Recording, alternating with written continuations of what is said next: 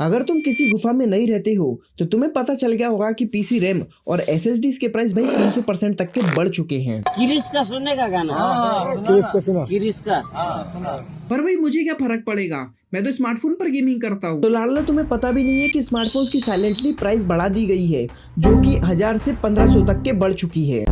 सब कुछ बताता हूँ, लेकिन मैं आपको बता दूं कि हम आज इन टॉपिक्स पर बात करने वाले हैं। और भाई इस वीडियो को देखने के बाद आपके मन में कोई भी सवाल नहीं रहेगा, जैसे कि चाइना में प्राइस इंक्रीज क्यों नहीं हो रही है, इंडिया में ही प्राइस इंक्रीज क्यों सबसे ज्यादा हो रही है। आपके सारे सवालों के आंसर आपको इसी वीडियो में मिल जाएगा। क्या कुछ भी बात कर रहा है भाई? मैं कुछ भी नहीं बता रहा हूँ, पहले मैं तुम्हें डाटा बताता हूँ। तो कॉर्सर की बेंचेस LPX 16 GB की जो रैम आती है वो पहले हमें अराउंड 5200 के समथिंग आती थी, लेकिन आज की डेट में वही रैम 14,000 के आसपास मिलती है। और कॉर्सर की वेंजेस रैम जो 8 की 2 स्टेक में आती है, उसकी जो प्राइस थी पहले अराउंड 13,000 के आसपास रहती थी, लेकिन आज की डेट में वही रैम हमें 32,000 के अराउंड मिल रही है। और ये तो कुछ भी नहीं है, सभी रैम के प्राइस बढ़े हैं और ये कुछ एग्जाम्पल आपकी स्क्रीन पे दिख रहे होंगे।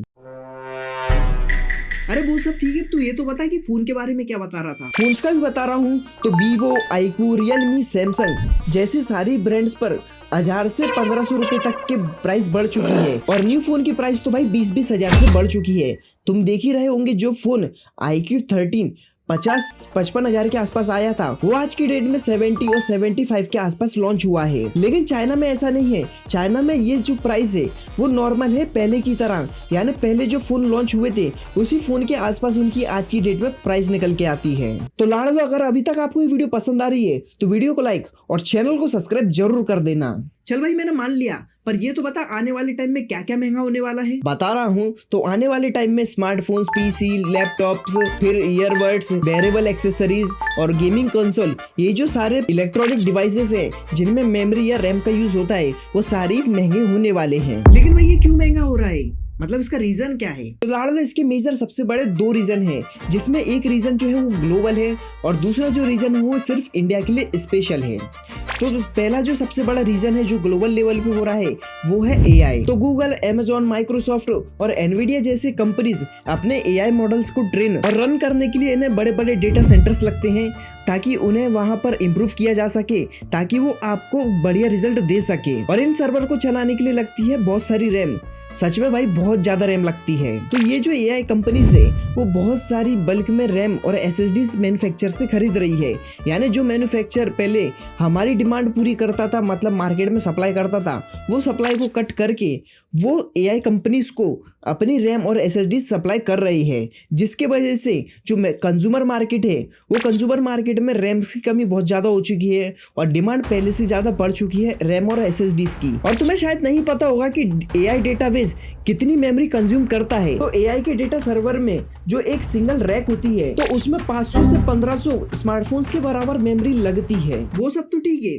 पर ये दोनों चीजें तो अलग अलग बनती है, तो स्मार्टफोन क्यों महंगा हो रहा है? नहीं लाडलो, यहाँ पे तुम गलत हो। फिर चाहे वो LPDDR5 रैम हो या फिर LPDDR5X की रैम हो जो स्मार्टफोन्स में यूज होती है, या फिर DDR रैम हो जो पीसीज में यूज होती है, और स्टोरेज चाहे फिर वो पीसी की हो या फिर मोबाइल की, तो ये जो रैम और स्टोरेज है वो एक ही फैक्ट्री में बनते हैं। अच्छा, HBM मेमोरी जो हाई स्पीड मेमोरी होती है, इसका यूज हमेशा AI, super computing, high and graphic card, networking में यूज किया जाता है। और भाई NAND भी महंगा हो चुका है, जो कि SSD, USB, SD card, internal memory, computing laptop, smartphone, wearable, camera, PS5, Xbox जैसे पार्ट्स में यूज होता था। और इन मेजर कंपनीज में से एक कंपनी जो कि माइक्रोन है, उसने तो भाई हाथ ऊपर खड़े कर दिए हैं। उन्होंने कहा है कि जो कंज्यूमर स्पेसिफिक ब्रांड होता है उसे वो डिसकंटिन्यू कर रहे हैं। क्यों? क्योंकि वो डायरेक्ट अभी इन AI कंपनीज को टारगेट करने वाले हैं। अच्छा, लेकिन ये कंपनीज न्यू फैक्ट्री सेटअप क्यों नहीं कर रही है जिसकी वजह से ये प्रॉब्लम ठीक हो जाए? तो लाडले, न्यू फैक्ट्री सेटअप करना कोई मजाक नहीं है। इसे 3 से 5 साल का टाइम लगता है और उसके ऊपर इसमें हमें मिलियंस ऑफ डॉलर की इन्वेस्टमेंट भी लगती है, यानी टाइम और पैसा दोनों लगता है। और अगर उस टाइम तक ये AI का बबल फूट गया, यानी लोगों के लिए AI जो है वो नॉर्मल हो गया, कुछ एक्स्ट्रा ऑर्डिनरी नहीं रहा तो वहाँ पे कंपनीज को लॉस हो सकता है।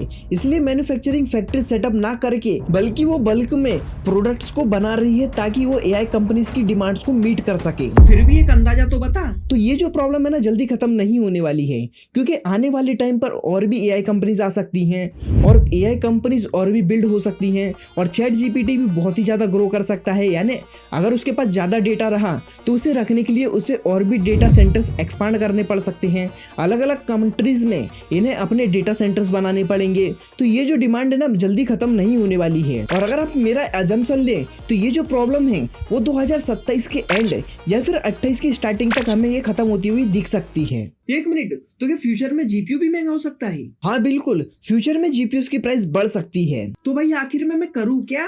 तो देख सिंपल सी बात है, तुम्हें भी बताता हूँ। अगर तुम अपने काम से पैसा कमा रहे हो, चाहे फिर वीडियो एडिटिंग हो, गेमिंग हो या फिर स्टॉक मार्केट हो, अगर आप अपने काम से पैसा कमा रहे हो तो भाई यही सही टाइम है, क्योंकि फ्यूचर में और भी प्राइस बढ़ने वाले हैं। क्या कुछ भी बात कर रहा है? लेकिन तू मेरी पूरी बात तो सुन ले कि अगर तुम अपने शौक के लिए यानी कैजुअल गेमिंग, कैजुअल प्रोडक्टिविटी या फिर कैजुअल वीडियो एडिटिंग के लिए पीसी बिल्ड करने का सोच रहे हो तो भाई रुक जाओ। तो अभी के टाइम पर प्राइस बहुत ही ज्यादा बढ़ा हुआ है। तो आप क्या कर सकते हैं कि आपको अगर एडिटिंग का ज्यादा शौक है तो आप मैकबुक ले सकते हैं या फिर आप कोई भी विंडोज का लैपटॉप ले सकते हैं, जिसके थ्रू आप अच्छी गेमिंग भी कर पाओगे और एडिटिंग भी कर पाओगे और आपको ज्यादा पे भी नहीं करना पड़ेगा। क्योंकि फिलहाल में अभी लैपटॉप्स पर ज्यादा प्राइस का जंप नहीं हुआ है, तो आप लैपटॉप प्रेफर कर सकते हैं।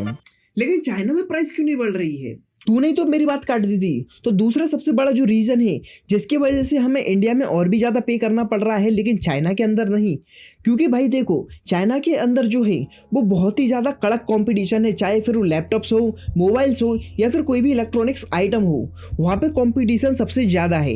अगर आप ज्यादा प्राइस बढ़ाओगे तो वहाँ पर कंज्यूमर जो है वो चुटकी बजाते ही स्विच कर लेगा। और सबसे बड़ी बात तो चाइना गवर्नमेंट उन्हें टैक्स में छूट देती है, कुछ सब्सिडीज प्रोवाइड करती है और भी कुछ प्रोग्राम रन करती है, जिसकी वजह से चाइना के अंदर प्राइस स्टेबल है।